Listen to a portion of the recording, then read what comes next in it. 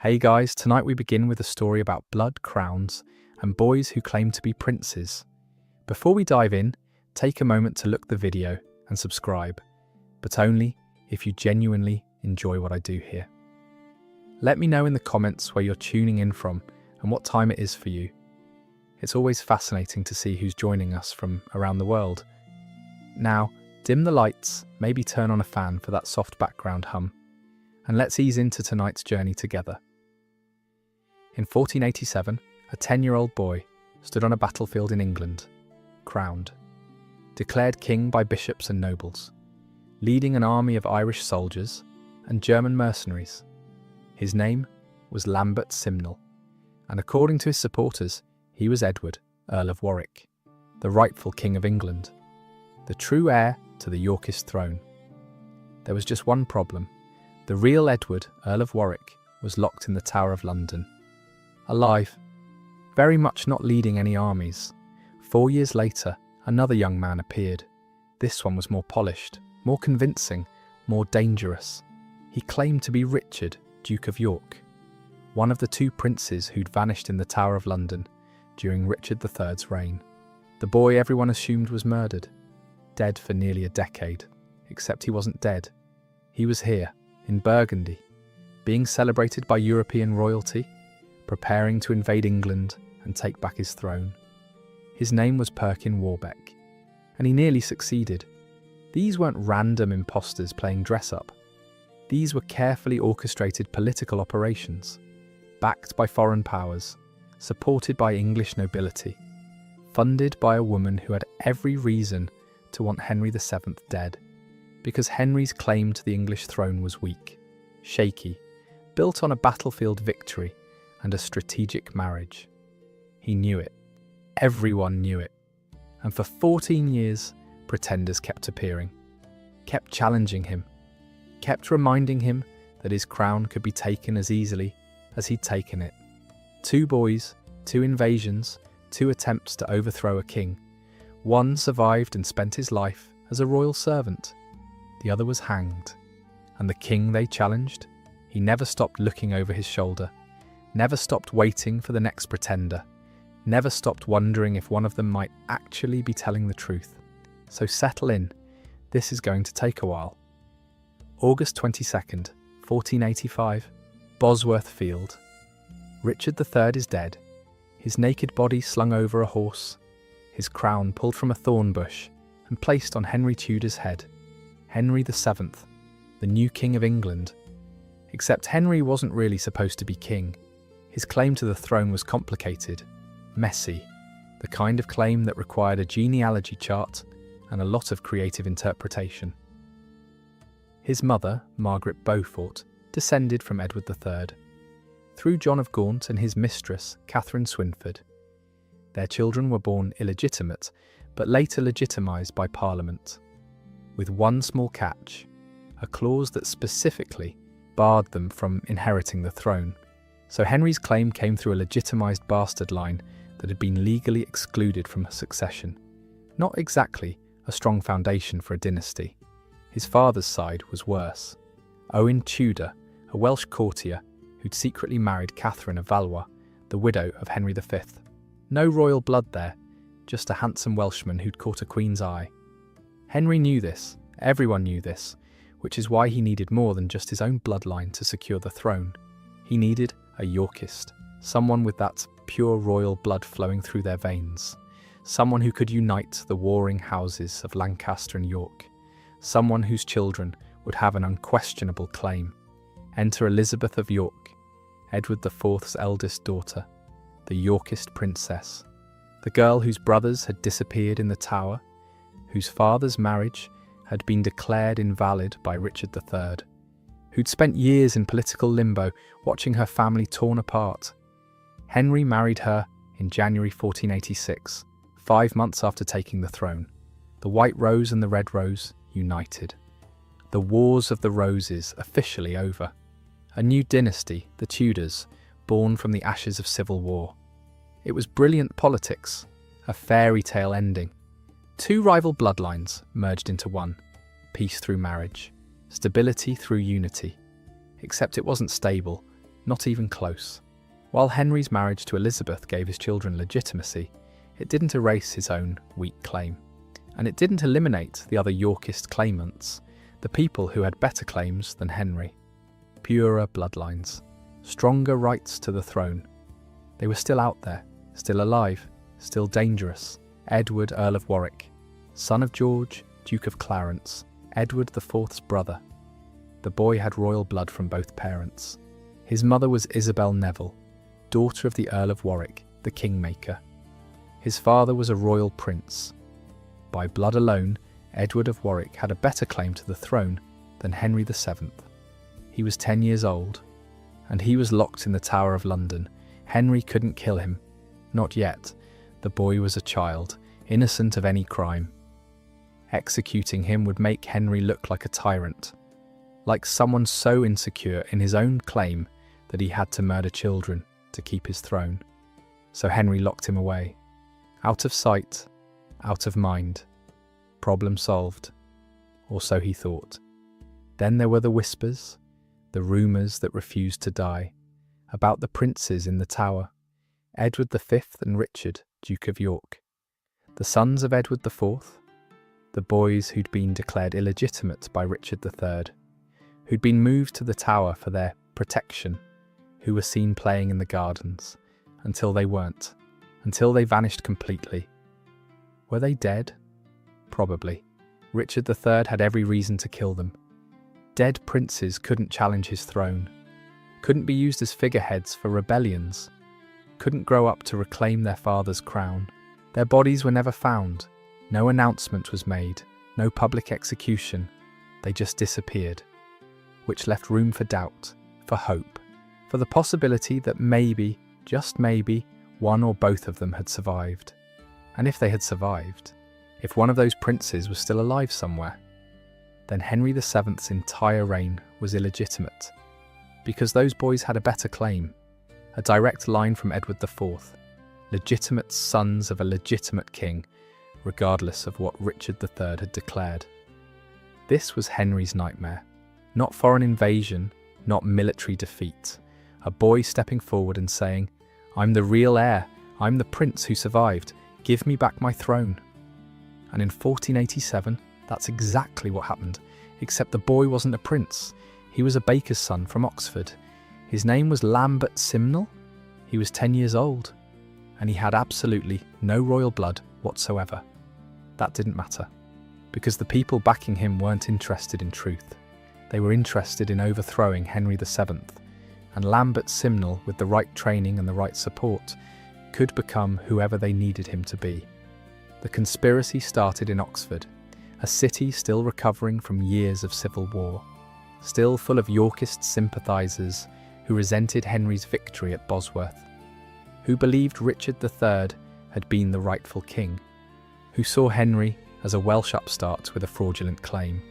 One of these sympathisers was a priest named Richard Simon, young, educated, ambitious, politically aware. And he'd noticed something interesting. A boy in his parish who looked the right age, had the right colouring, could pass with proper training as nobility. Lambert Simnel, son of an organ maker, or a baker, or a joiner. The sources disagree because Lambert's real background didn't matter. What mattered was the background Richard Simon was about to invent for him. Simon began training the boy, teaching him to walk like nobility, to speak with the proper accent, to understand court etiquette and royal protocols, to answer questions about his supposed childhood, to tell a story that was just believable enough to work. Which story? That was the question. Which missing prince should Lambert pretend to be? At first, Simon planned to pass Lambert off as Richard, Duke of York, the younger of the two princes in the Tower, the one who'd vanished along with his brother. It was a compelling narrative.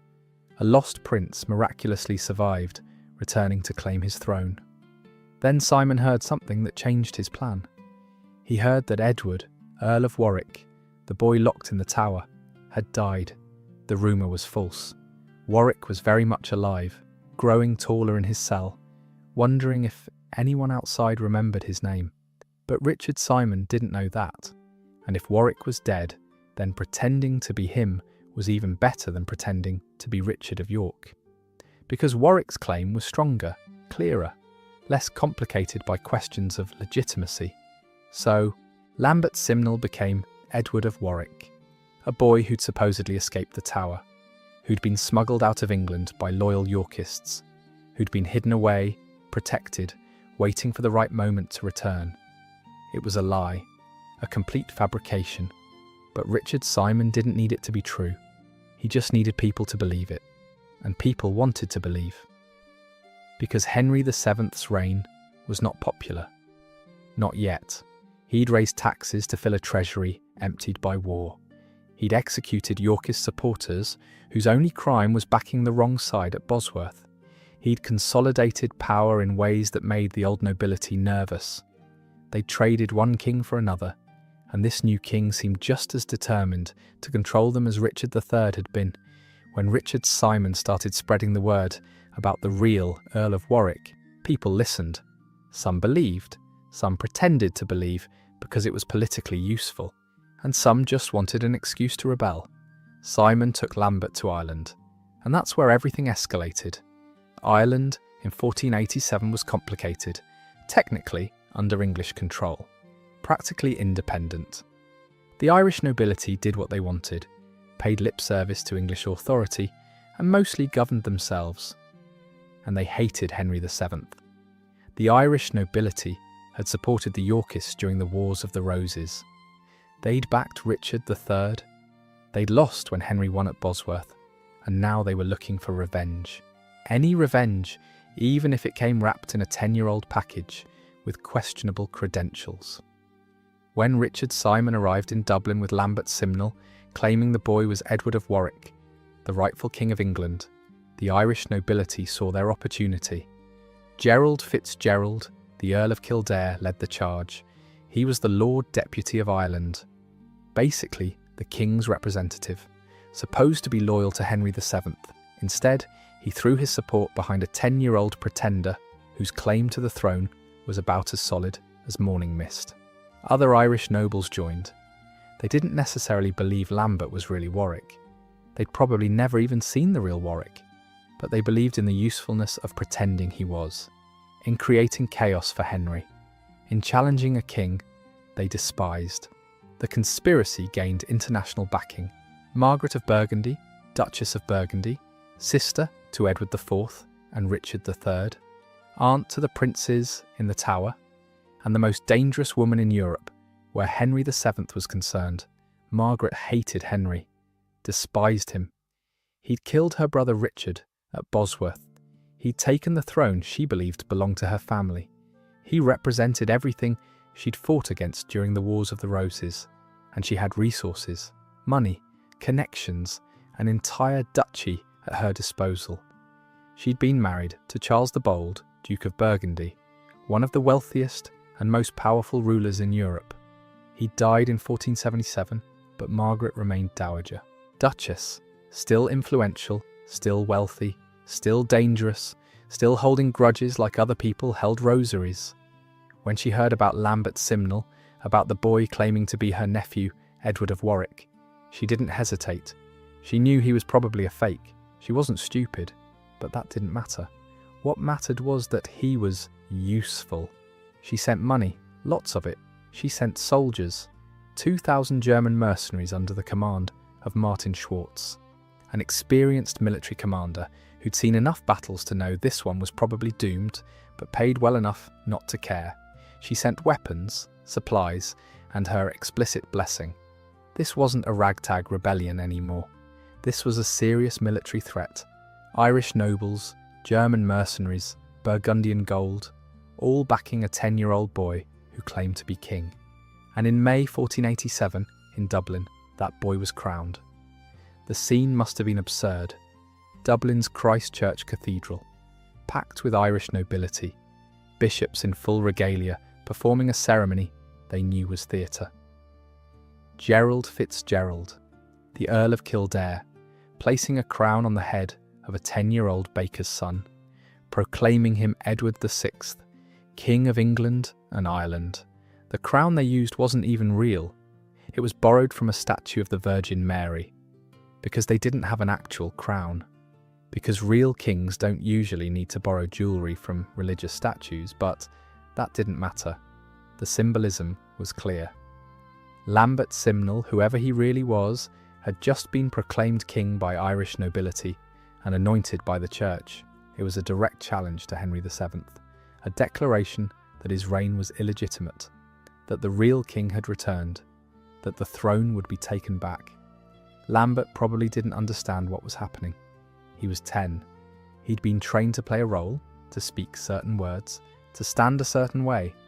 Now he was being crowned. People were kneeling to him, calling him Your Grace, promising to die for him. He was still thinking about his father's bakery, about the smell of fresh bread, about his old life before a priest decided he looked royal enough to start a war. In June 1487, the invasion began. Lambert Simnel's army landed in England. Thousands of Irish soldiers wearing whatever armour they could scavenge, German mercenaries in professional formations, looking distinctly uncomfortable about their employers. English Yorkist exiles who joined them, desperate men with nothing to lose and everything to prove. They marched inland, heading for London, gathering supporters as they went. Or trying to. Most English people took one look at the approaching army and decided they'd rather wait to see who won before committing to a side. Medieval pragmatism at its finest. Henry VII mobilised his own forces. He had the advantage of being the established king, of controlling the treasury, of having the support of most English nobility who decided that stability was more valuable than legitimacy. But he couldn't afford to lose this battle, because if he did, his entire reign collapsed. Lambert Simnel wasn't just a pretender. He was proof that Henry's hold on the throne was fragile, that any boy with the right backing could challenge him, that his claim was so weak that people would rally behind a baker's son rather than accept his rule. The two armies met at Stoke Field in Nottinghamshire on June 16, 1487, the last battle of the Wars of the Roses, though no one called it that at the time. They were too busy trying not to die. It was brutal. The Irish soldiers fought with axes and light armour. They were fierce, committed, completely outmatched by English longbowmen who'd been perfecting their craft for generations. The German mercenaries were experienced and well-trained, but they were outnumbered, and Henry's army had better equipment, better positioning, better leadership, better reasons to fight beyond a paycheck from a duchess with a grudge. The battle lasted 3 hours. Hand-to-hand combat, swords clashing, men screaming, blood soaking into English soil that had seen too much of it already. Martin Schwartz, the German commander, was killed fighting. Most of the Irish and German soldiers were slaughtered. Those who tried to flee were cut down by cavalry. And Lambert Simnel, he was captured, alive, unharmed, pulled from the battlefield and dragged before Henry VII. Picture this moment. A 10-year-old boy, covered in dust, probably terrified, standing before the king he'd been trained to overthrow, surrounded by armed men. Knowing that kings usually don't show mercy to other kings, even fake ones, Henry had a choice. He could execute Lambert, make an example of him, show everyone what happened to pretenders who challenged the throne. Let the boy's head rot on a spike as a warning. That would make Lambert a martyr, would confirm that Henry saw him as a threat, would give credibility to the idea that maybe, just maybe, Lambert really was Edward of Warwick. So Henry did something brilliant, something calculated, something that turned Lambert from a dangerous pretender into a joke. He pardoned him, publicly announced that Lambert was just a boy, a victim of scheming adults, not responsible for the rebellion, too young to be held accountable, just a tool, a prop, nothing worth killing. And then he gave him a job in the royal kitchens as a spit turner. The boy who'd been crowned King of England was now rotating meat over a fire in Henry's household. His job was to stand next to open flames for hours, turning a metal rod, dripping sweat into the kitchen stone floor, while nobles who'd maybe knelt to him at his coronation now walked past without a glance. From king to kitchen servant in one battle, from crown to spit in 3 months. If you're looking for a metaphor about the precarious nature of power, Lambert Simnel's entire life is it. Later, Henry promoted him, made him a falconer, a respectable position. Not prestigious but comfortable, Lambert Simnel spent the rest of his life working for the king he'd tried to overthrow. He lived quietly, married, had children, died peacefully around 1525, completely forgotten by history until historians needed an example of Henry's mercy, or Henry's cruelty. Because mercy that forces you to serve the man you try to overthrow isn't really mercy. It's humiliation stretched over decades. It was the ultimate power move. Not execution, not imprisonment, just reduction to irrelevance. Lambert wasn't dangerous. He was ridiculous. A cautionary tale. A reminder of what happened when you challenged Henry VII.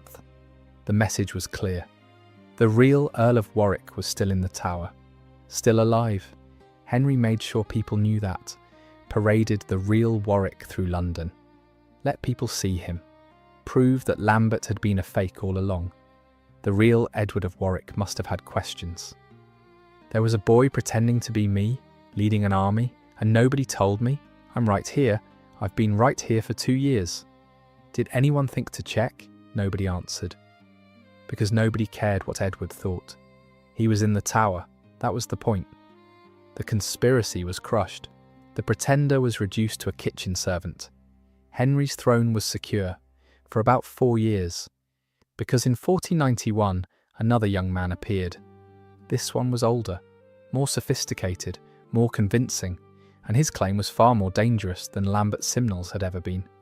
His name was Perkin Warbeck, and he claimed to be Richard, Duke of York, the younger of the 2 princes in the Tower. The boy who'd vanished in 1483, the prince everyone assumed was dead. Except he wasn't dead. He was here, in Burgundy, being celebrated as the rightful King of England.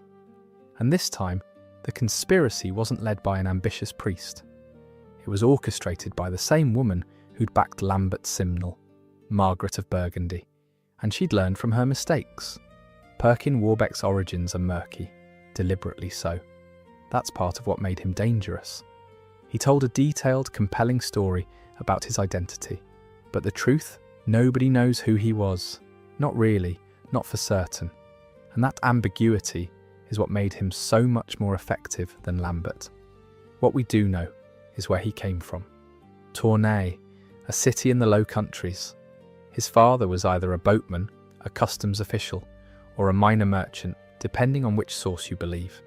His mother's name was Catherine de Faro, or maybe Catherine Warbeck, or possibly Johann Warbeck. The sources disagree because nobody cared who Perkin's parents really were until he became politically important, and by then, everyone had reasons to lie. Henry VII claimed Perkin was the son of a poor boatman, a nobody, a fraud who'd been trained to impersonate a prince. That was Henry's official story, and he stuck to it with the determination of someone who desperately needed it to be true. Others told different stories, more complicated ones, stories that involved switching babies, secret escapes from the Tower, hidden identities and years of careful protection by Yorkist loyalists who'd kept the secret so well that even they sometimes forgot which version was real. What made Perkin Warbeck different from Lambert Simnel wasn't just his age or his appearance, it was his story, the narrative he told about himself. Because Perkin didn't just claim to be Richard of York, he explained in detail how he'd survived. According to Perkin, in 1483, when he and his brother were locked in the Tower, assassins came for them, sent by Richard III, orders to kill both princes, remove them permanently, make sure they never grew old enough to reclaim their father's throne. One of the men assigned to murder them had a conscience, couldn't bring himself to kill 2 children. So he made a choice. He killed Edward V, the older brother. Couldn't risk letting the more important heir survive. But Richard, the younger son, he smuggled him out, got him to safety, sent him abroad. For years, Perkin claimed he'd been hidden, moved from place to place, kept secret for his own protection. He'd lived in various European courts, never revealing his true identity, never claiming his birthright, until now, until he was old enough, strong enough, ready enough to take back his throne. It was a compelling story, detailed, emotional, impossible to disprove. Because if Richard of York really had been killed in 1483, where was his body? Where was the announcement? Where was the proof? There wasn't any, just rumours and assumptions. And that gave Perkin's story just enough plausibility to be dangerous. Perkin looked the part. Contemporary descriptions say he was handsome, well-spoken, carried himself like nobility, had the manners, the education, the bearing of someone who'd been raised in royal circles. He didn't have Lambert's problem of looking like a confused 10-year-old thrust into circumstances beyond his comprehension. Perkin looked like he belonged, and he had support, serious, high-level international support, not just Margaret of Burgundy, though she was his primary backer, but actual European monarchs, kings and princes who acknowledged him as Richard of York, who called him Your Grace, who treated him as the rightful King of England. Why political calculation? They didn't necessarily believe Perkin was really Richard of York, but they believed he was useful, a tool to destabilise Henry VII, to weaken England, to create chaos that could be exploited for trade advantages, territorial disputes, or just the pure entertainment value of watching Henry panic. Margaret of Burgundy didn't just send money this time.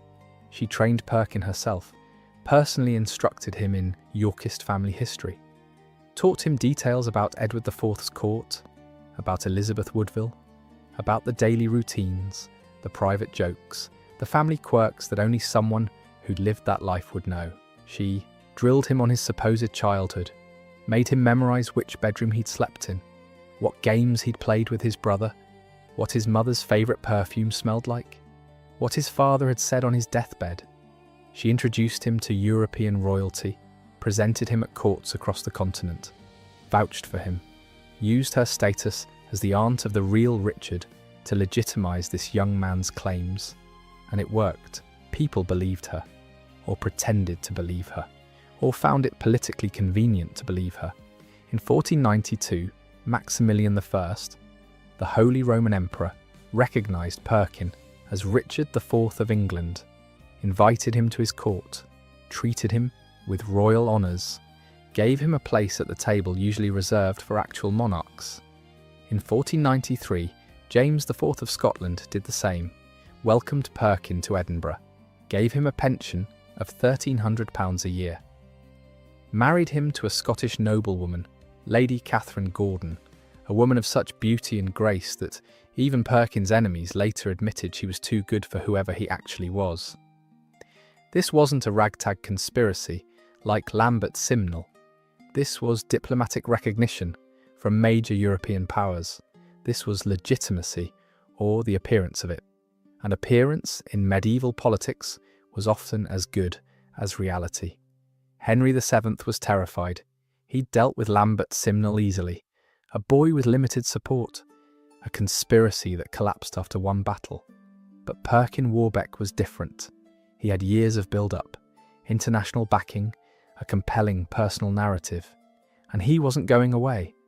Henry tried diplomacy first, demanded that Burgundy turn Perkin over, that the Holy Roman Emperor stop recognising him, that Scotland expel him. He sent letters, offered money, made threats. Margaret of Burgundy refused, sent back a letter that essentially said, "Come get him yourself if you're so concerned." Maximilian politely declined. James IV ignored him entirely, too busy planning his wedding to bother responding to Henry's increasingly desperate correspondence. Henry imposed trade embargoes, cut off commercial relations with Burgundy. English merchants lost fortunes. Wool exports collapsed. It was economically damaging, politically unpopular, and ultimately ineffective. Because Margaret of Burgundy didn't care about trade. She cared about revenge. And revenge doesn't show up in quarterly earnings reports. So Henry did what he did best. He waited. He gathered intelligence. He planted spies in Perkin's court, paid servants to report conversations, bribed officials to copy letters. He tracked the pretenders' movements, and he prepared for the inevitable invasion. Because Perkin wasn't just claiming to be king, he was planning to take his throne back by force. The waiting was torture. Every day, Henry woke up wondering if today was the day, if today Perkin would land with an army, if today would be the day Henry lost everything he'd fought for. He couldn't eat without food. Tasters couldn't sleep without guards outside his door. Couldn't trust anyone completely because Perkin's conspiracy had tentacles everywhere. Nobles who smiled at Henry during the day sent letters to Burgundy at night. Servants who served his meals whispered treason in kitchens. The entire kingdom felt like it was holding its breath, and Henry's wife, Elizabeth of York, was in an impossible position. If Perkin really was her brother Richard, then she was married to the man who'd imprisoned him, who'd stolen his throne, who'd forced her into a marriage to legitimize a dynasty built on her family's destruction. Did she believe Perkin was Richard?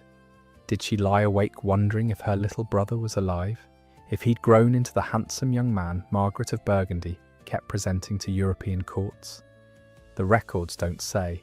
Elizabeth's private thoughts died with her, but she must have wondered, must have hoped, must have been terrified of the answer either way. In 1495, Perkin made his first attempt.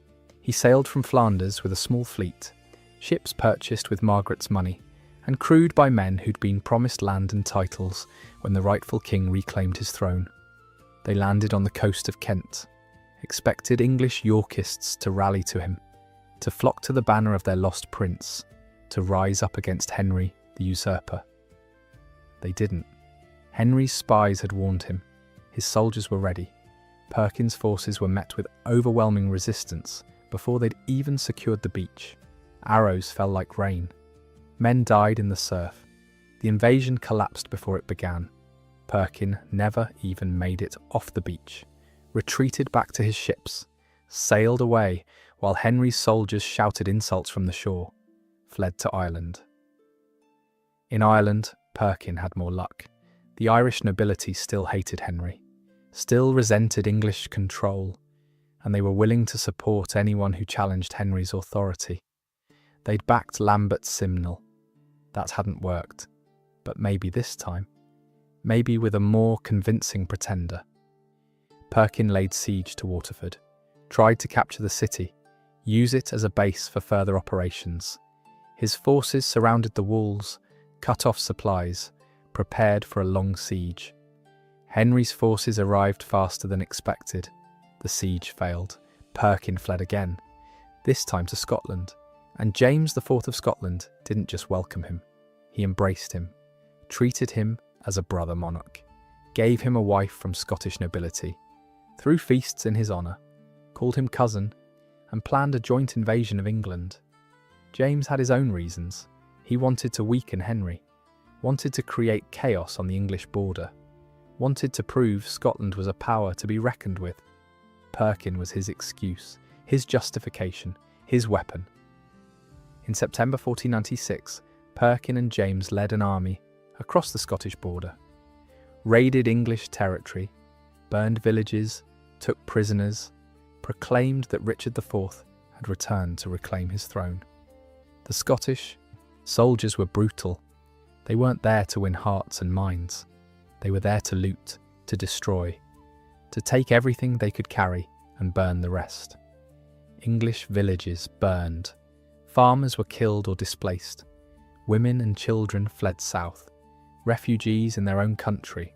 It was effective militarily, disastrous politically, because Perkin was supposed to be the lost prince, the rightful king, the man English people would flock to support.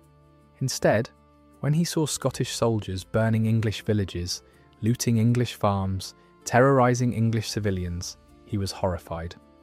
According to contemporary accounts, Perkin begged James to stop, to spare the English people, to remember that these were his subjects, his people, that he couldn't win their loyalty by letting them be slaughtered. James ignored him. This was war, and war meant destruction. If Perkin couldn't stomach that, he shouldn't have asked for help. Perkin realised he'd made a terrible mistake. The Scottish alliance was destroying his credibility. He couldn't claim to be the rightful English king while leading a Scottish invasion, while allowing English people to be murdered by foreign soldiers. Every village burned was proof he didn't care about England. Every English body was evidence he'd sell his people to win a crown. So he withdrew, pulled his support, left Scotland in early 1497, abandoned the alliance that had been his best chance at victory, sailed away while James IV cursed him for a coward and a fool, and landed in Cornwall. Cornwall was perfect for Perkin's purposes. Remote, isolated, recently rebellious. Just months earlier, Cornish miners had marched on London to protest Henry's taxes. They'd been crushed at the Battle of Deptford Bridge. Thousands killed. The survivors sent home with threats and empty pockets. The anger remained. The resentment simmered.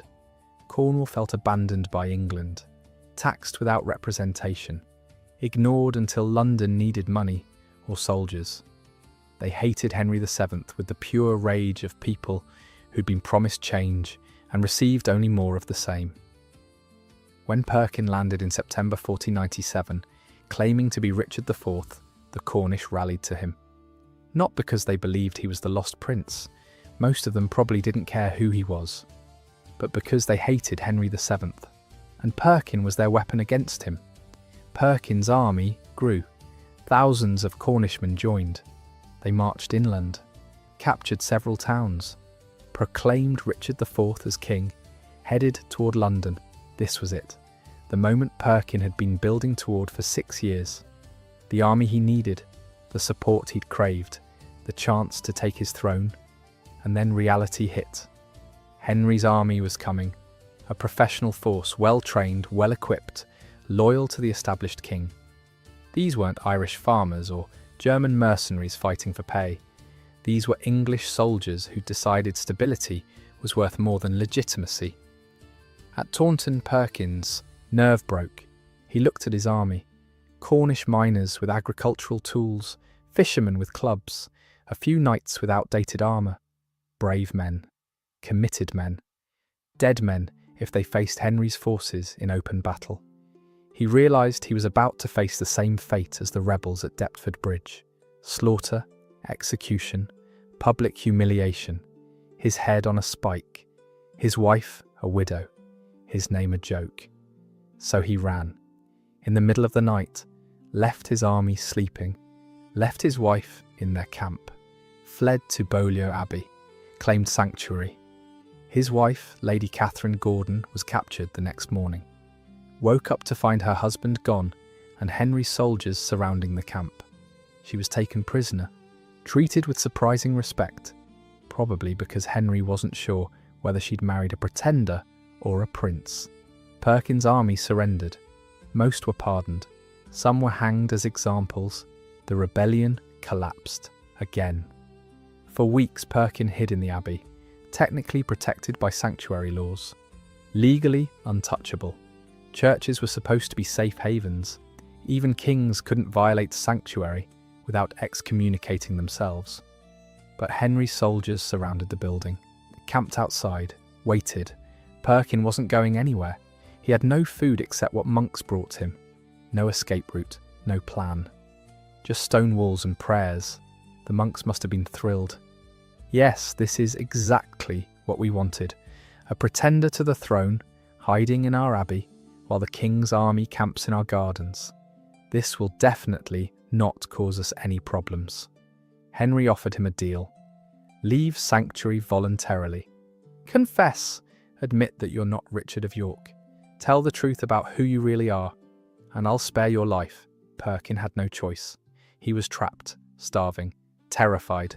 He emerged from sanctuary in October 1497, was taken to the royal court, and there, in front of assembled nobility, he confessed. He was Perkin Warbeck, son of John Osbeck, a boatman from Tournai. He'd been trained by Margaret of Burgundy and Yorkist exiles to impersonate Richard of York. He'd never been a prince, never had any claim to the throne. He was a fraud, a pretender, nothing more. Henry paraded him through London, made him repeat his confession publicly, at Westminster, at the Tower, in marketplaces where crowds gathered to see the famous pretender finally revealed as a fake, humiliated him the same way he'd humiliated Lambert Simnel, reduced him from dangerous pretender to pathetic fraud. Except this time, the humiliation felt different, because Perkin had been too convincing, had fooled too many people, had come too close to succeeding. The crowds that came to mock him left with questions, with doubts. If he was just a boatman's son, how had he fooled European monarchs? How had he known so much about the Yorkist court? Why had Margaret of Burgundy backed him so completely?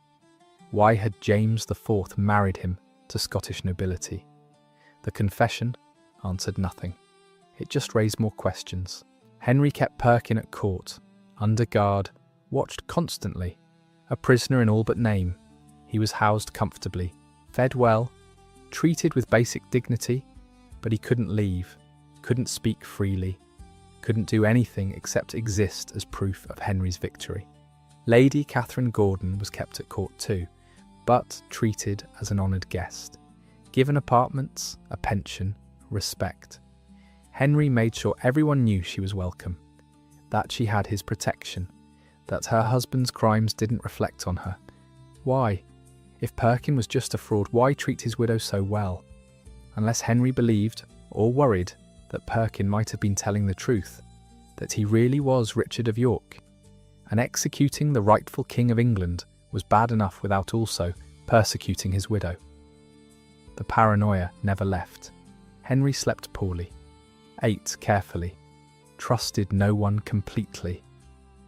Because as long as Perkin lived, the questions remained, and questions were almost as dangerous as rebellions.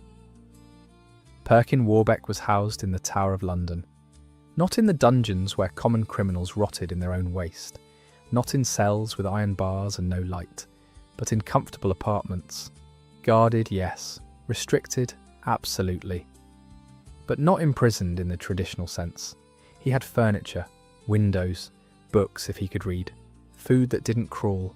It was the kind of imprisonment reserved for people who might still be important, might still be valuable, might still be exactly who they claimed to be.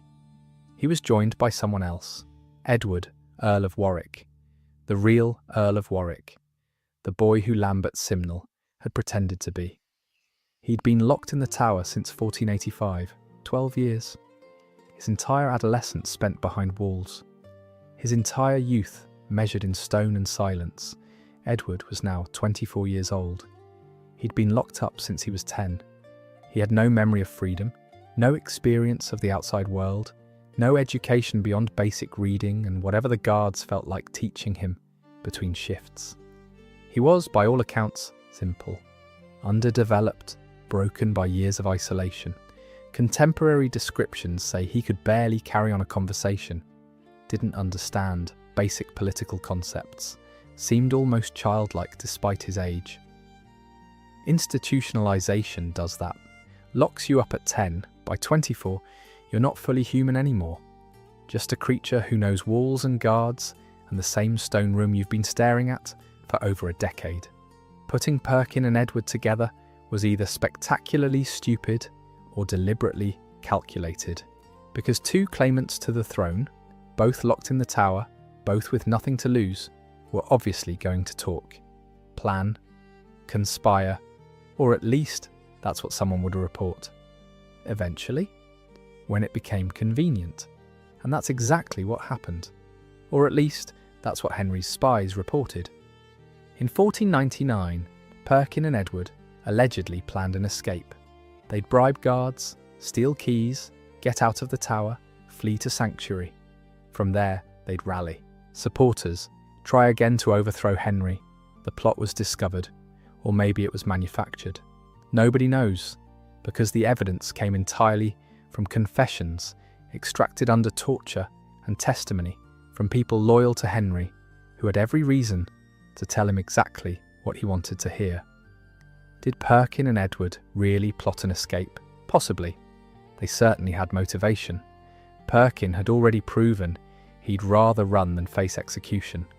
Edward had spent half his life in prison for doing absolutely nothing. Together, escape made sense, but it's also possible that Henry's agents, provocateurs, encouraged them, fed them ideas, promised help that would never come, set them up to fail so Henry would have an excuse to kill them, because Henry needed them dead, both of them. As long as they lived, they were threats, figureheads for future rebellions, symbols of Yorkist legitimacy, problems that wouldn't go away no matter how carefully he guarded them.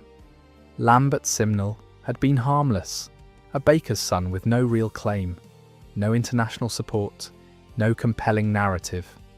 Turning him into a kitchen servant had been sufficient, a joke instead of a martyr. But Perkin had fooled European monarchs, had married into Scottish nobility, had launched multiple invasions. He was dangerous, charismatic, convincing, and alive. Every day he lived was another day someone could rally behind him, could claim he'd been wrongfully imprisoned, could demand his release. Edward of Warwick was worse. He had the strongest blood claim to the throne. Stronger than Henry, stronger even than Elizabeth of York, stronger than anyone living. As long as he lived, Henry's dynasty was vulnerable, because blood mattered, legitimacy mattered, and Edward's blood was pure Plantagenet, pure royal, pure threat. So when the escape plot was discovered, Henry acted swiftly. Perkin was tried for treason, convicted, sentenced to death. The trial was a formality. Everyone knew the verdict before it started. Perkin had already confessed to being a fraud. He'd been living at court under Henry's mercy. Now he'd violated that mercy by plotting escape. Treason, unforgivable, punishable by death. On November 23rd, 1499, Perkin Warbeck was hanged at Tyburn. The standard execution for commoners. No beheading, no royal treatment, just a rope and a crowd. A slow death, strangling as the rope tightened, feet kicking, face turning purple, the crowd watching, cheering or silent depending on their politics. Perkin spent his last moments maintaining his confession, declaring himself a fraud, apologising for deceiving people, playing the role of repentant impostor to the very end. His last words, according to witnesses, were a full confession. He admitted he was Perkin Warbeck, son of a boatman. He'd been trained to impersonate Richard of York. He'd deceived monarchs and nobles. He'd started rebellions. He was sorry. He asked forgiveness. He admitted Henry VII was the rightful king. It was perfect. Too perfect. Like a script someone had written for him. Like words he'd memorised because they were the only words that might protect the people he loved. Because Perkin's confession, whether true or false, served a purpose. It protected his wife. It protected anyone who'd supported him. It closed the case. It made sure that when he died, the questions died with him. If he was really Richard of York, he couldn't say so, because admitting it would mean admitting Henry VII had murdered the rightful king, would mean validating every rebellion, would mean his wife would be in danger, would mean everyone who'd helped him would be executed as traitors to the real king. You can't tell the truth when the truth will destroy everyone you care about. So you lie, you confess to being a fraud, you die as an impostor, and you take the truth to your grave. His body was displayed at Tyburn for several days, standard practice for traitors. A warning to anyone who thought about challenging the king. But unlike most executed criminals, whose bodies were left to rot for weeks, Perkin's body was taken down quickly, buried quietly in an unmarked grave. Why? If he was just a fraud, why not leave his body as a warning? Why not display it longer? Make absolutely sure everyone knew the pretender was dead. Unless Henry wasn't sure, unless there was doubt, unless burying Perkin quickly was the safest way to end the questions. To close the case before anyone looked too closely at the body, before anyone noticed features that matched descriptions of Richard of York. before anyone started asking uncomfortable questions about why the fraud looked so convincingly royal, even in death. Perkin's wife, Lady Catherine Gordon, was spared. Not just spared, but honoured. Henry VII kept her at court, gave her a pension of £400 a year, treated her with respect, made her a lady-in-waiting to Queen Elizabeth. She remarried within a few years. 3 times, actually. First to James Strangeways, an English gentleman. Then to Matthew Craddock, after Strangeways died. Then to Christopher Ashton, after Craddock died. She lived comfortably until 1537, 40 years after her first husband's execution. Henry's treatment of Catherine raises questions. If Perkin was just a fraud, just a boatman's son who'd pretended to be a prince, why treat his widow so well? Why keep her at court? Why give her such a generous pension? Why let her remarry into English nobility? Unless Henry believed, or worried, that Perkin might have been telling the truth, that he really was Richard of York, and executing the rightful King of England was bad enough without also destroying his widow's life. Or maybe Henry just liked Catherine. Contemporary accounts say she was beautiful, graceful, and completely innocent of her husband's crimes. Maybe Henry felt guilty. Maybe he wanted to prove he wasn't a tyrant. Maybe he genuinely believed she deserved better than poverty and shame. Or maybe keeping her close was strategic, easier to watch her, easier to make sure she didn't become a rallying point for future rebellions, easier to control the narrative if she was at court under his protection, publicly accepting his version of events. Whatever the reason, Catherine survived, thrived even. While her husband rotted in an unmarked grave, she lived in comfort, remarried well, and died peacefully decades later. But Perkin's death wasn't enough, because Edward of Warwick still lived. Edward's trial was different. He was nobility, royal blood. You couldn't just hang a Plantagenet like a common criminal. He deserved, by the strange logic of medieval justice, a more honourable death. Edward was charged with treason for plotting to escape. Never mind that he was imprisoned without trial. Never mind that he'd committed no crime except being born with the wrong bloodline. Never mind that he'd spent 14 years in the Tower without ever being convicted of anything. He'd plotted escape. That was treason. Treason was punishable by death. The trial was quick. The verdict predetermined. Edward was convicted, sentenced to beheading, because nobility got axes instead of ropes, because status mattered even in death. On November 28, 1499, Edward, Earl of Warwick, was beheaded on Tower Hill. He was 24 years old. He'd spent more than half his life imprisoned. His crime was being born with the wrong bloodline. His punishment was death. He went to his death confused, barely understanding what was happening. Witnesses said he seemed almost childlike, that years of imprisonment had broken something in him, that he wasn't fully present, couldn't quite grasp that he was about to die. The executioner asked if he had any last words. Edward reportedly looked around, seemed confused about why there was such a crowd, asked if his mother was coming. She'd been dead for years. His head was removed with a single stroke. His body was buried in the chapel of St. Peter ad Vincula, inside the tower, near other executed nobles, near people who died for their bloodlines, or their politics, or their bad luck. With Edward dead, the male Yorkist line was effectively extinct. The Plantagenet dynasty, which had ruled England since 1154, was over. 331 years of history ended with a confused young man kneeling at a block, his head separated from his body by a headsman's axe. Henry VII could finally breathe. The pretenders were gone, the threats eliminated. His throne was secure, his dynasty established. His son Arthur would inherit without challenge, except Arthur died in 1502. At 15, consumption probably, some kind of wasting disease that medieval medicine couldn't cure. And suddenly Henry's entire dynasty rested on his second son, a boy named Henry, who would become Henry VIII, the boy who would marry his brother's widow, who would break with Rome, who would behead wives, who would dissolve monasteries, who would transform England forever. But that's another story. The pretender crisis was over. Henry VII had survived. But at what cost? The paranoia didn't stop with Perkin's death. If anything, it got worse. Because Henry had learned something during those 14 years of rebellions. Security came through fear, through control, through making sure no one had the resources or the courage to challenge him. He'd started his reign trying to be merciful, trying to unite the kingdom, trying to prove he was better than Richard III.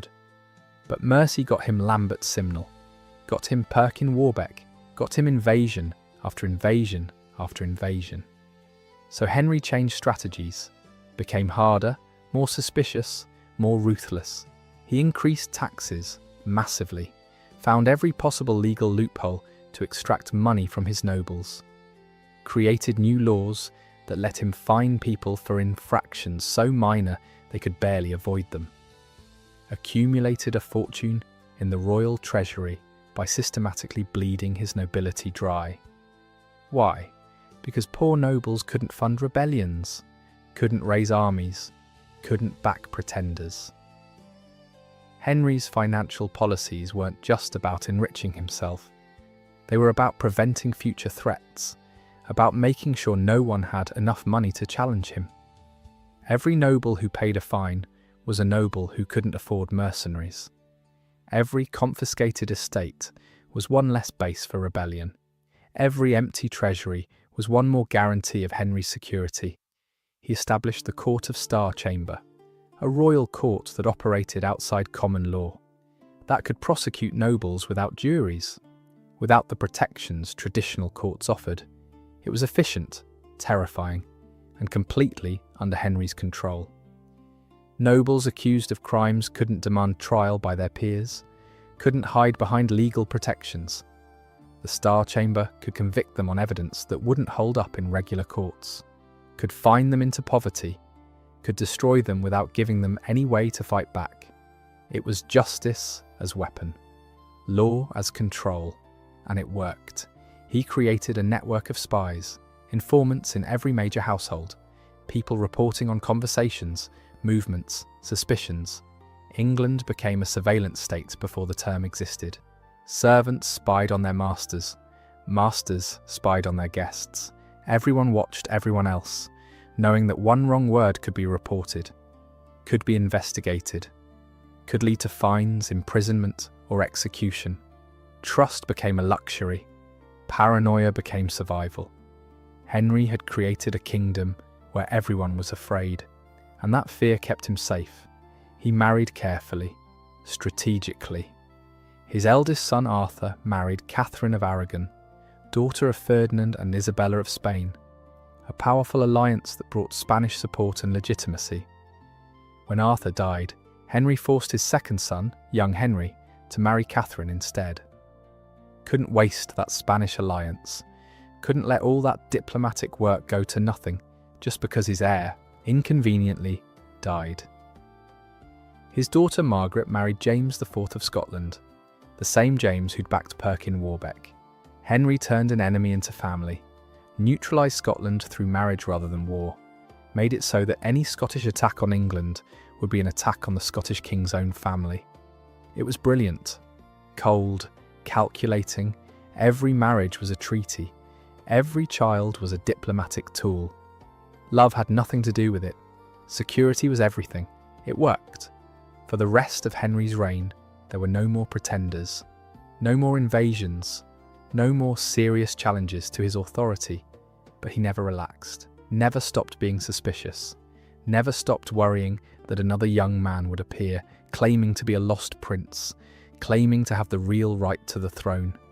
He kept lists of potential threats, nobles with Yorkist connections, people who'd supported previous rebellions, anyone with royal blood, no matter how distant. He watched them, tracked them, made sure they knew they were being watched. Some he bought off with positions and pensions. Some he intimidated with fines and legal threats. Some he simply wore down with constant surveillance until they were too exhausted to even think about rebellion. When Henry VII died in 1509, he left behind a secure dynasty, a full treasury, a kingdom at peace, and a reputation as one of the most paranoid, controlling, financially oppressive kings England had ever known. His son, Henry VIII, inherited all that wealth, all that security, all that established power, and used it to become the most famous English king in history. Henry VIII could afford to break with Rome, could afford to dissolve monasteries, could afford to behead wives and advisors, could afford to transform England, because his father had left him with such a secure foundation, such a full treasury, such an established dynasty. None of that would have been possible without Henry VII's paranoia, without his ruthless elimination of threats, without his 14 years of fighting pretenders and crushing rebellions. Henry VII never got the fame his son achieved. He's remembered, if at all, as the boring Tudor, the accountant king, the guy who came before Henry VIII and Elizabeth I. What people forget is that without Henry VII's paranoia, without his ruthless elimination of threats, without his 14 years of fighting pretenders, there would be no Tudor dynasty. No Henry VIII, no Elizabeth I, no English Reformation, no Golden Age. The Tudors exist because Henry VII refused to lose, because he killed two young men who threatened his throne, because he turned mercy into weakness and suspicion into strategy. Margaret of Burgundy. She's the real architect of Henry's paranoia, the woman behind both major pretender conspiracies, the person who almost single-handedly destabilized Henry VII's reign for 14 years. Margaret was born in 1446, daughter of Richard, Duke of York, and Cecily Neville, sister to Edward IV, George, Duke of Clarence, and Richard III. She grew up during the Wars of the Roses, watched her family fight for the throne, saw her brother Edward become king. In 1468, she married Charles the Bold, Duke of Burgundy. It was a political alliance, England and Burgundy against France. Margaret brought legitimacy and connections. Charles brought wealth and military power. Together, they were supposed to reshape European politics. They were married for 9 years, no children. Charles died in 1497, fighting the French at the Battle of Nancy. His head split open by a pike, his body frozen in a pond, eaten by wolves before anyone found him. They had to identify him by his old scars and missing teeth. Not exactly a dignified end for one of Europe's most powerful dukes. Margaret became Dowager Duchess, technically had no official power. Burgundy passed to Charles's daughter Mary, but Margaret remained influential, wealthy, connected, and absolutely committed to the Yorkist cause. When her brother Richard III was killed at Bosworth, when Henry Tudor took the throne, Margaret went from influential widow to active conspirator. She had money, she had connections, she had motivation, she had nothing to lose.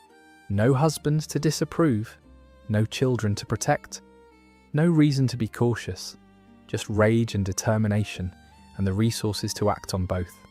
She funded Lambert Simnel's rebellion, sent troops, sent money, sent her blessing.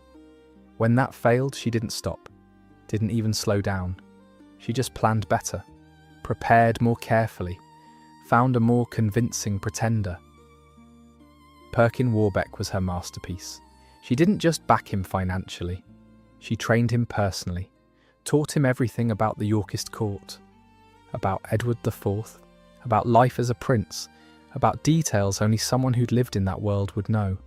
She drilled him on his supposed childhood, made him memorise which bedroom he'd slept in at Westminster, what games he'd played with his brother, what his mother's favourite perfume smelled like, what his father had said on his deathbed, what the view looked like from the tower windows.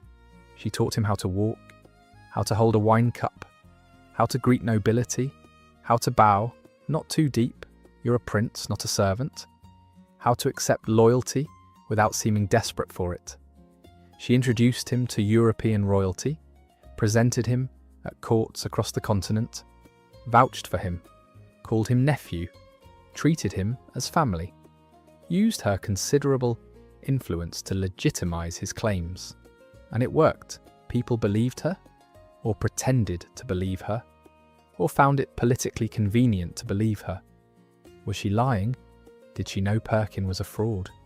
Or did she actually believe he was Richard of York? Some historians think she was fully aware Perkin was a fraud, that she didn't care because he was useful, that destroying Henry VII mattered more than truth, that she'd have backed anyone, real or fake, if they had a chance of overthrowing the man who'd killed her brother. Others think she genuinely believed Perkin was her nephew, that she'd tested him, that he'd convinced her with his knowledge and bearing, that she wouldn't have backed him so publicly, so completely, if she'd had doubts. And some think she wasn't sure, that she chose to believe because the alternative was accepting that both her nephews were dead, that the Yorkist line was extinct, that everything her family had fought for was finished. Belief is easier than grief. Conspiracy is easier than acceptance. Maybe Margaret backed Perkin because it let her keep fighting, keep hoping, keep believing that her family's cause wasn't lost. Whatever her reasoning, she committed fully, spent enormous amounts of money, risked her political relationships, made herself an enemy of England, all to support two pretenders who ultimately failed, and she never stopped. Even after Lambert was reduced to a kitchen servant, even after Perkin was hanged, even after Henry's throne was secure, Margaret continued plotting, continued trying to find ways to hurt Henry, continued searching for the next pretender. She died in 1503. At 57, she'd outlived all her brothers, outlived most of her generation, spent the last 18 years of her life fighting Henry VII. And she never won, never saw Henry overthrown, never got her revenge, but she came close, terrifyingly close. Without Margaret, there would be no Lambert-Simnel conspiracy, no Perkin Warbeck, no international recognition of pretenders, no serious military threats to Henry's throne. She was the most dangerous woman in Europe where England was concerned, and Henry knew it. Couldn't touch her because she was in Burgundy, couldn't arrest her or silence her or stop her, just had to endure, had to survive her conspiracies and wait for her to die. When she finally did die, Henry must have felt relief. One of his greatest enemies, one of the people who'd made his reign a nightmare, finally gone, finally silenced. But by then the damage was done. Margaret's conspiracies had shaped Henry's entire reign, made him paranoid, made him ruthless, made him the kind of king who would execute a confused young man just for having the wrong bloodline. Margaret of Burgundy didn't destroy Henry VII, but she changed him, forced him to become harder, crueler, more suspicious, more willing to do terrible things to maintain power. And in that sense, maybe she won after all. Because the king she helped create, paranoid, controlling, ruthless, was exactly the kind of king she'd accused Henry of being. Her conspiracies turned her enemy into the monster she'd claimed he was. There's something poetic about that, something tragic. Margaret fought to prove Henry was a tyrant, and in fighting him, she made him become one. The real victim here was Edward, Earl of Warwick, the boy who never pretended to be anyone, who never conspired, who never rebelled, who spent 14 years locked in the Tower for the crime of being born. Edward was 10 years old when Henry VII took the throne, 10 years old when he was taken from his family and imprisoned. He'd done nothing wrong, committed no crime, made no claims to the throne. He was just a boy with dangerous blood. His father, George, Duke of Clarence, had been executed by his own brother, Edward IV, drowned in a butt of wine, according to legend. The reality was probably more boring, beheaded or strangled, but the wine story stuck because it was dramatic, absurd, darkly funny. The kind of death that makes you wonder if medieval people just didn't take anything seriously.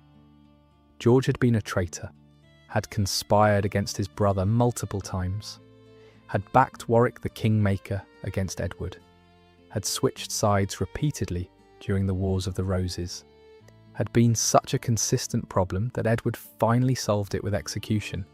But Edward of Warwick?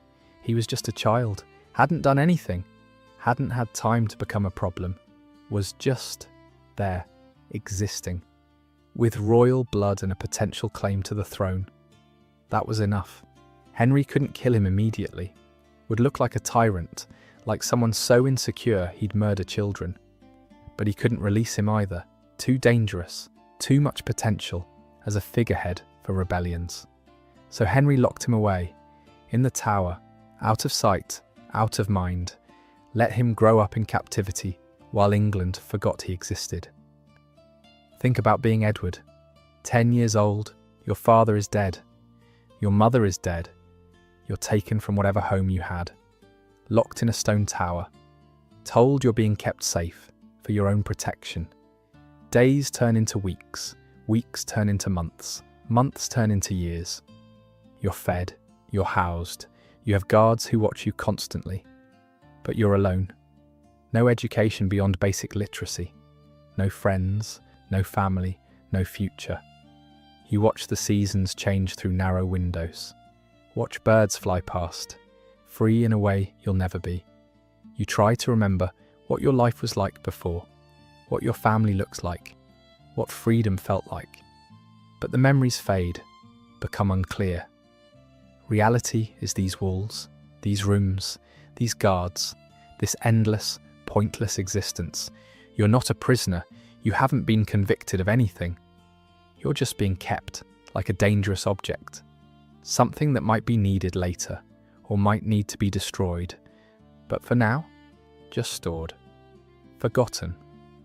When Lambert Simnel was crowned in Dublin, claiming to be you, did anyone tell Edward? Did he know that a fake version of himself was leading a rebellion? That his identity had been stolen? That people were dying because someone pretended to be him? The records don't say. Maybe Henry's people told him. Maybe they brought him out, paraded him through London to prove Lambert was a fraud. Maybe Edward got one day of sunlight, of crowds, of being acknowledged as real before being locked away again. Or maybe they didn't bother. Maybe Edward was so isolated, so forgotten, that nobody thought to tell him. Maybe he spent that entire rebellion unaware. Just another day in the tower. Just another year of captivity. Just another decade of existing without living. By 1499, Edward had been imprisoned for 14 years. He was 24 years old, had spent more of his life in captivity than in freedom, had no real understanding of the world outside, no political sophistication, no danger to anyone. Contemporary accounts say he could barely speak properly. That isolation had damaged his ability to interact with people, that he seemed slow, confused, childlike despite his age. That's what 14 years of solitary confinement does, especially when it starts at 10. When your brain is still developing, when you should be learning about the world, and instead you're learning about stone walls and the sound of guards' footsteps. And then Perkin Warbeck was brought to the tower, put in apartments near Edward. 2 prisoners, 2 threats to Henry's throne, 2 young men with nothing to lose. Did they talk? Did they become friends? Did Edward finally have someone to speak to after years of isolation? Did Perkin teach him about the outside world? About the conspiracy that had brought him here? About the life Edward would never have? Or were they kept separate, allowed to see each other but not speak? Trapped in proximity but still alone? Did they plan an escape? Did Edward, after 14 years of captivity, finally have hope that he might get out? Did Perkin, always the schemer, see Edward as a tool, a partner, a friend, or did Henry's agents encourage them to plan one? Did guards whisper suggestions? Did they leave keys conveniently accessible? Did they create the conspiracy they claimed to discover? It doesn't matter. Henry needed Edward dead, needed the Yorkist threat eliminated completely, and the escape plot, real or invented, gave him the excuse. Edward's execution was quick, efficient, over before he probably understood what was happening. He'd spent his entire adult life in a cell, and now he was being led to a block, told to kneel, told this was justice. For what? For being born? For having the wrong father? For existing when Henry needed him not to? The executioner asked if he had any last words. Edward looked around, seemed confused about why there was such a crowd, asked if his mother was coming. She'd been dead since he was 9. His head was removed with a single stroke. Professional. Clean. The headsman knew his job. Edward's body fell. Blood pooled on the scaffold. The crowd was silent. No cheering, no mockery, just uncomfortable awareness that they just watched an innocent man die. Edward, Earl of Warwick, never had a chance, never got to live, never got to choose his own path, was murdered by a king who saw him as nothing but a threat, a problem to be solved, an obstacle to be removed. That's the real tragedy of the pretender crisis. Not Lambert or Perkin. They chose their paths, took their risks, played dangerous games and lost. But Edward, he never chose anything, never pretended to be anyone other than who he was, and he died for it anyway. His execution ended the male Plantagenet line, ended centuries of history, ended a dynasty, not with a battle or a rebellion or a dramatic final stand, just a confused young man kneeling at a block, paying the price for someone else's paranoia. The pretenders showed Henry that mercy was dangerous, that kindness could be fatal, that the only way to keep a crown was to be willing to do anything, to kill anyone, to sacrifice innocence for security. Henry VII's son, Henry VIII, grew up watching his father fight pretenders, watching him become paranoid, suspicious, ruthless, watching him execute threats before they could fully form. Young Henry learned those lessons. When he became king, when he faced his own challenges, he remembered what his father had done, remembered that mercy was weakness, that threats had to be eliminated quickly, completely, without hesitation. That's why Henry VIII executed so many people, why he killed wives, advisors, friends, why he broke with Rome, dissolved monasteries, transformed England. Because he'd learned from his father that power required ruthlessness, that kingship meant being willing to do terrible things. Thomas Cromwell, Thomas More, Anne Boleyn, Catherine Howard, Margaret Pole. The list goes on, all executed because Henry VIII saw them as threats, real or imagined. All removed because Henry had learned from his father's reign that you don't wait for conspiracies to mature. You crush them early. You kill suspects before they become criminals. The pretender crisis created that Henry. The Henry who would transform England, who would break Christianity in half, who would behead wives and advisors with equal ease, who would create the Church of England because the Pope wouldn't give him what he wanted. Elizabeth I learned similar lessons. Her entire childhood was shaped by paranoia, by watching her father execute her mother, by being declared illegitimate, by surviving through caution and intelligence, and never, ever appearing to be a threat. When she became queen, when she faced her own conspiracies, Mary, Queen of Scots being the most famous, Elizabeth hesitated, agonised, waited years before finally executing Mary, because she remembered the pretenders, remembered how her grandfather had killed Edward of Warwick, remembered that executing royal claimants was dangerous, set precedents, created martyrs, but eventually she did it anyway. Signed Mary's death warrant, let her cousin be beheaded. Because the lesson of the pretender crisis was clear. Threats had to be eliminated, no matter how uncomfortable, no matter how morally questionable, no matter the cost. The Tudors' greatest strength was their paranoia, their willingness to do whatever it took to maintain power, their understanding that mercy could be fatal, that kindness could be weakness, that kingship meant being hard. They learned that from Henry VII, from his 14 years of fighting pretenders, from his execution of Edward of Warwick, from his transformation from merciful victor to ruthless survivor. The pretenders failed, but they succeeded in changing England, in creating a dynasty that would rule through fear and force, that would transform religion, politics, culture, that would make England into a world power. All because two young men claimed to be princes. All because Margaret of Burgundy refused to accept defeat. All because Henry VII learned that the only way to keep a crown was to be willing to kill for it. So here we are, at the end of the story. Two pretenders, both failed. One became a kitchen servant. One was hanged. An innocent prince was beheaded. And Henry VII kept his throne. This wasn't a story about justice, about the rightful king prevailing, about truth winning out. This was a story about power, about how fragile it is, how violently it has to be defended, how many lives it costs to maintain. Henry VII's claim to the throne was weak. Everyone knew it, he knew it. And for 14 years, he lived with the knowledge that any convincing pretender could destroy him. Lambert's Simnel almost did. A 10-year-old boy with Irish backing and German mercenaries nearly overthrew the King of England. The Battle of Stoke Field was close. Could have gone either way. If Henry had lost, Lambert would have been crowned. And English history would be completely different.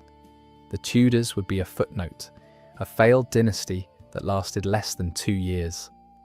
Perkin Warbeck was even more dangerous. He had international recognition, royal backing, multiple invasion attempts, 6 years of claiming to be Richard of York, 6 years of being treated as a king by some of the most powerful people in Europe. Was he really Richard? That question haunts historians. He confessed to being a fraud, but that confession is convenient, too perfect, and the questions remain. Why did Margaret of Burgundy back him so completely? Why did European monarchs recognize him? Why did his wife receive such respectful treatment after his death? Why was his body buried so quickly, almost like Henry wanted it out of sight before anyone could examine it too closely? The truth died with Perkin, and maybe that's what everyone wanted, a neat conclusion, a closed case, no more questions, no more doubts. Just a simple story. Pretender claimed to be prince, was proven to be fraud, was executed. End of story.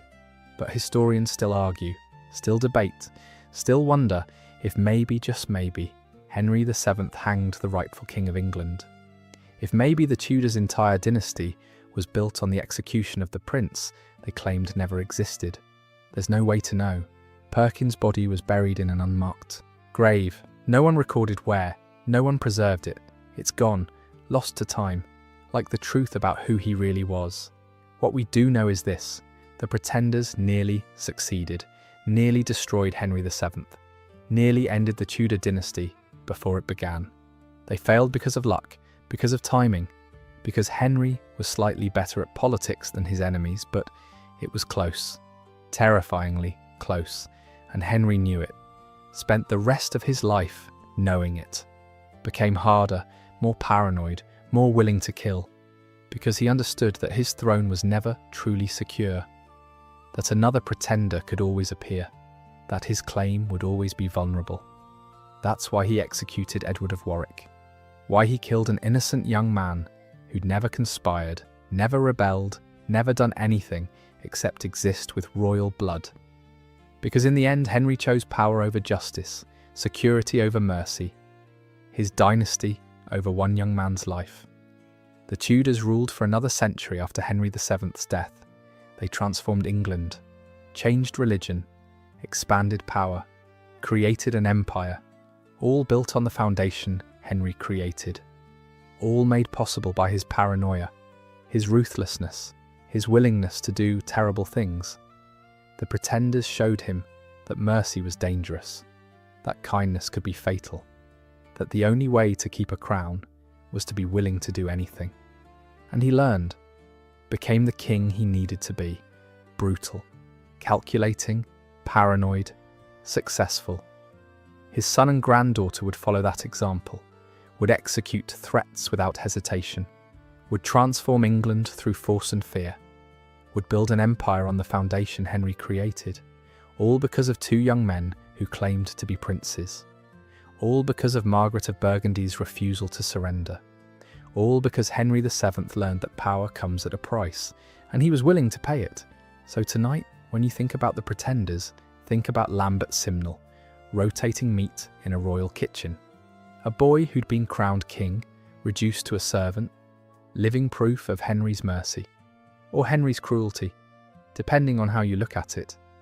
Think about Perkin Warbeck, hanging at Tyburn, maintaining his confession to the end, dying as a fraud, or dying as a prince pretending to be a fraud to protect the people he loved. Think about Edward of Warwick, beheaded at 24, an innocent man murdered for the crime of existing. The last male Plantagenet, the end of a dynasty, his entire life measured in stone walls and wasted years. And think about Henry VII, the king who survived, the king who won, the king who built a dynasty by being willing to kill for it, who started his reign trying to be merciful and ended it executing innocent people, who transformed from victor to tyrant because that's what survival required. The pretenders died, but their impact lived on, shaped generations, changed history, made the Tudors into the dynasty they became. An England ruled by fear, by force, by kings and queens who learned from Henry VII that power required ruthlessness, that mercy was weakness, that survival meant being willing to kill. Thanks for staying with me tonight. If you made it this far, drop a comment. Let me know what surprised you most. Did you know about the pretenders before? Do you think Perkin was really Richard of York? Let's talk about it. Sleep well, or don't. Sometimes the truth is too good to sleep through. Good night. And remember, history isn't written by the righteous, it's written by the survivors.